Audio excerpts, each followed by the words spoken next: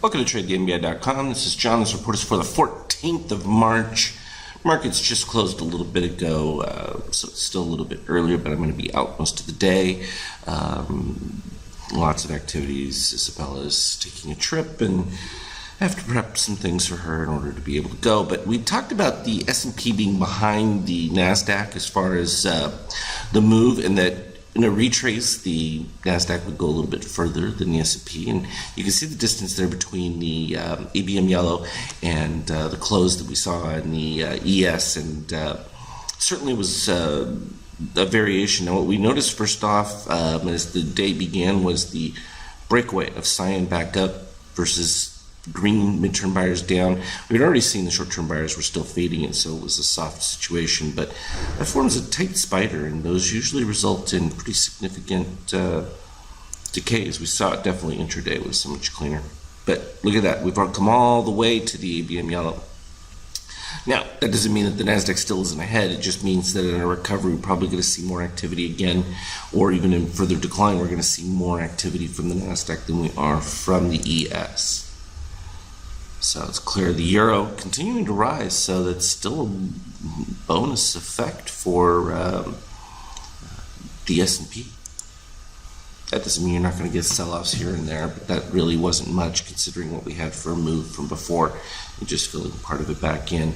Of course, people run back into safety, and that would be treasuries, not a shock with that.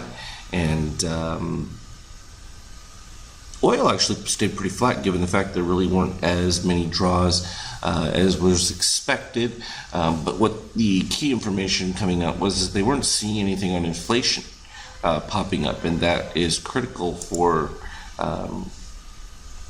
rise there. Gold obviously still somewhat flat. You would expect that will still be the case until we get some kind of reset of the steel, and it just hasn't happened. Even with the green running above, it's still in a somewhat positive mode, but you're still below negative 13.5 with the red, which is long-term buyers, and that's you're not seeing enough to drive, but you're not also seeing significant selling like this. This was our beautiful 5K chart. So we had the bump up, we got a little bit of a short signal looking for our 50% retrace on this reset. Then the histogram started building back up, and then we ended up with likewise set up right here with the DOC spread. We're right below the ABM yellow, and interestingly enough, it did come right back to the same spot in case it was missed, but the shakeout had started moving negative at that point. And once it got to the 50, put in a little bit of a gam, but the problem was you had no reset, and you still had your rising steel, and as soon as it crossed right there, that was the beginning that, your expectation would be from the 50. And we can follow the numbers on this. If it pops up right here, we'll be able to see the 50% number was 2796.75, and the zero all the way down at 2786. So that's your range of about 10 points for an expectation. Even if you had a zone up here at the 76, you would have been looking at 82. Is that correct for that 50% number? 2796, yeah, and then dropping down to the 86, sure. And that's exactly what we got. We got the zero, but then even at the zero, you still didn't have a new buy because you had no dip below the red line here with that, and you had no significant, well, you had the pop of the steel above there, and it was enough to hold it for a little bit, but then it crossed and broke down, and it was a little bit later. Literally, it started breaking down even before it crossed right about there, which was at the 0 point, and then made new lows and came down, and that gave us a nice oversold that started to pop. Really wasn't a buy though until you got over the 23, and at that point, no steel crossover. All you were expecting is a move close to 50%, which would have been then right till the cyan was crossed by the steel right there below, and you can see it plain and simple.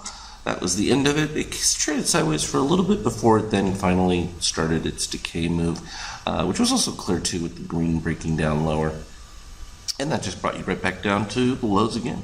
So easy cost risk analysis on each of these not too complicated, and still you can see the definition here of the difference between, no steel resets on any of this, and pretty much every pop just gets hit with more selling and fades, and so that becomes a critical element too. So it was a good day, a lot of action. The ATR is still up in the 40 plus range. Put the daily back up here. You can always look at that. It's always worth noting. I sometimes don't bother mentioning it, but it's at 45. I keep it right down here, just to 14. 45. That's a significant amount of point movement. And when a lot of people talk about only needing to make a couple of points in a day and doing that consistently, you can certainly make a whole lot more than that for just one or two trades, and then you don't have to get involved when there are mucky periods, because they do happen.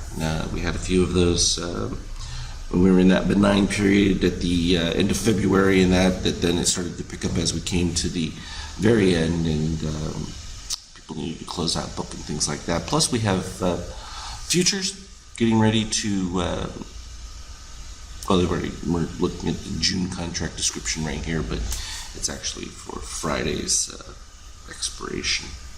So, all good stuff. I shouldn't clap like that, that's a little too loud. Anyway, we'll continue to evaluate things, put them up as I can. As always, trade well. We'll talk to you later.